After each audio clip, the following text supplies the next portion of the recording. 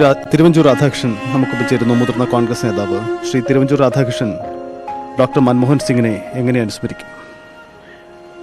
യഥാർത്ഥത്തിൽ അതീവ ദുഃഖകരമാണ് ഈ വാർത്ത.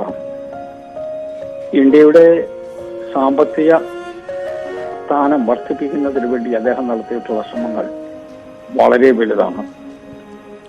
നമ്മുടെ രാജ്യത്തെ സാമ്പത്തിക ഉദ്ധാരണത്തിന് വേണ്ടിയാണ് 90കളിൽ അദ്ദേഹം പുതിയ പദ്ധതികൾ ആവിഷ്കരിച്ചത്. അതാണ് സാമ്പത്തിക രംഗത്ത് ഇന്ത്യക്ക് മുന്നേറ്റം ഉണ്ടാക്കുന്നതിനുള്ള അന്തരീക്ഷം ഉണ്ടായത്. ഇന്ത്യ പ്രധാനമന്ത്രി എന്നുള്ള നിലയിൽ അദ്ദേഹം എടുത്ത നടപടികൾ സമവായത്തിന്റെ ആയിരുന്നു, സ്നേഹത്തിൻ്റെതായിരുന്നു, പരസ്പര വിശ്വാസത്തിൻ്റെതായിരുന്നു. മതനിരപേക്ഷതയ്ക്ക് വേണ്ടിയാണ് അദ്ദേഹം എന്നും നിലയുറപ്പിച്ചിട്ടുള്ളത്. ഇന്ത്യൻ നാഷണൽ കോൺഗ്രസിന്റെ ശക്തി വർദ്ധിപ്പിക്കുന്നതിന് വേണ്ടിയും എല്ലാ ആളുകളെയും കൂട്ടി യോജിപ്പിച്ച് കൊണ്ടുപോകുന്നതിലുള്ള ഒരു പരിശ്രമമാണ് അദ്ദേഹത്തിന്റെ ഭാഗത്ത് നിന്നുള്ളത്. നൊബിലിറ്റിയോടുകൂടിയ ഒരു പ്രധാനമന്ത്രി എന്നുള്ള നിലയിലാണ് അദ്ദേഹത്തെ ലോകം വിലയിരുത്തുന്നത്. വളരെ വളരെ പണ്ഡിതനായ ആളാണ്. സാമ്പത്തിക ശാസ്ത്രത്തിൽ അഗാധമായ പാണ്ഡിത്യമുള്ള വ്യക്തി. ഇതൊക്കെ അദ്ദേഹത്തിന് ചേരുന്ന ഉതകുന്ന ഉദാഹരണങ്ങളായിട്ടാണ് ഞാൻ കണക്കാക്കുന്നത്. അദ്ദേഹത്തിന്റെ വേർപാട് ഒരിക്കലും മറക്കാൻ കഴിയുന്നതല്ല. അദ്ദേഹം ഇന്ത്യയുടെ നവോത്ഥാനത്തിന് വേണ്ടി ഏറ്റവും കൂടുതൽ രചിച്ച വ്യക്തിയാണ്. ഭാരതമുള്ളയിടത്തോളം കാലം മൻമോഹൻ സിംഗിനെ എല്ലാവരും അനുസ്മരിക്കും. തിരുവഞ്ചൂർ രാധാകൃഷ്ണനാണ് അദ്ദേഹത്തെ അനുസ്മരിച്ചത്. ഡോക്ടർ മൻമോഹൻ സിംഗിന്റെ വിയോഗം കോൺഗ്രസ് രാഷ്ട്രീയത്തിന്, ജനാധിപത്യ ലോകത്തിന് ഒരു വലിയ നഷ്ടമാണ്, തർക്കമില്ല കാര്യത്തിൽ. അപ്രതീക്ഷിതമായി കോൺഗ്രസ് രാഷ്ട്രീയത്തിലേക്ക് അല്ലെങ്കിൽ രാഷ്ട്രീയ രംഗത്തേക്ക് കടന്നു വന്ന വ്യക്തി കൂടിയാണ് അദ്ദേഹം എന്ന പ്രത്യേകതയുണ്ട്. രാഷ്ട്രീയ പ്രവേശനം തന്നെ അപ്രതീക്ഷിതമായിരുന്നു എന്നതിനും അപ്പുറമാണ് അദ്ദേഹം പ്രധാനമന്ത്രി കസേരയിലേക്കും അപ്രതീക്ഷിതമായി കടന്നു വന്ന എന്ന സാഹചര്യം.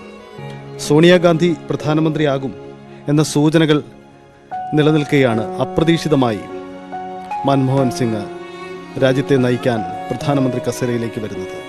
അദ്ദേഹത്തിൻ്റെ സർക്കാർ 10 വർഷമാണ് പ്രധാനമന്ത്രി സ്ഥാനത്തിരുന്ന വ്യക്തിയാണ് ഡോക്ടർ മൻമോഹൻ സിംഗ്. സിഖുകാരനായ ആദ്യ പ്രധാനമന്ത്രി എന്ന പ്രത്യേകത കൂടി അദ്ദേഹത്തിനുണ്ട്.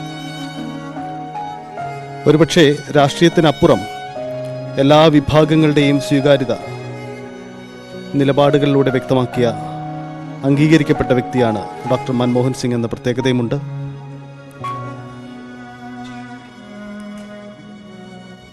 സാമ്പത്തിക ശാസ്ത്രം ഇഷ്ടമേഖലയാക്കിയ ഡോക്ടർ മൻമോഹൻ സിംഗ് മുൻ പ്രധാനമന്ത്രി PV നരസിംഹറാവുവിൻ്റെ നിർബന്ധത്തിന് വഴങ്ങിയാണ് രാഷ്ട്രീയത്തിലേക്ക് വരുന്നത്. ഒടുവിൽ 2004 മെയ് 22 അദ്ദേഹം ഇന്ത്യയുടെ ആദ്യ പ്രധാനമന്ത്രിയുമായി എന്ന പ്രത്യേകതയുണ്ട്. കിരൺ ബാബു ചെയ്യുന്നു. കിരൺ ഡൽഹി രാഷ്ട്രീയത്തിൽ, ഡൽഹിയിൽ അദ്ദേഹത്തെ ഒരുപക്ഷെ അടുത്തു നിന്ന് കാണാൻ കിരണിന് അവസരം ലഭിച്ചിട്ടുള്ളതാണ്. പലപ്പോഴും ഇപ്പോൾ നമുക്ക് നരേന്ദ്രമോദിയുടെ ഒരു ശൈലിയുമായി താരതമ്യം ചെയ്യുമ്പോൾ തികച്ചും വ്യത്യസ്തമായിരുന്നു മൻമോഹൻ സിംഗിൻ്റെ ഒരു ശൈലി. മൗനിയായി നിൽക്കുന്നു എന്ന വിമർശനം പോലും അദ്ദേഹം നേരിട്ടതാണ്. പക്ഷേ എത്രയോ ദീർഘവീക്ഷണത്തോടെ രാജ്യത്തിൻ്റെ സാമ്പത്തിക രംഗത്തെയും പൊതു താല്പര്യങ്ങളെയും സംരക്ഷിക്കുന്നതിൽ അന്ന് മൻമോഹൻ സിംഗ് സ്വീകരിച്ച നിലപാടുകൾ ശരിയായിരുന്നു എന്ന് പിന്നീട് തെളിയിക്കപ്പെട്ടതുമാണ്. എങ്ങനെ അനുസ്മരിക്കാം, എങ്ങനെ ഓർത്തെടുക്കാം മൻമോഹൻ സിംഗിൻ്റെ കാലഘട്ടത്തെ?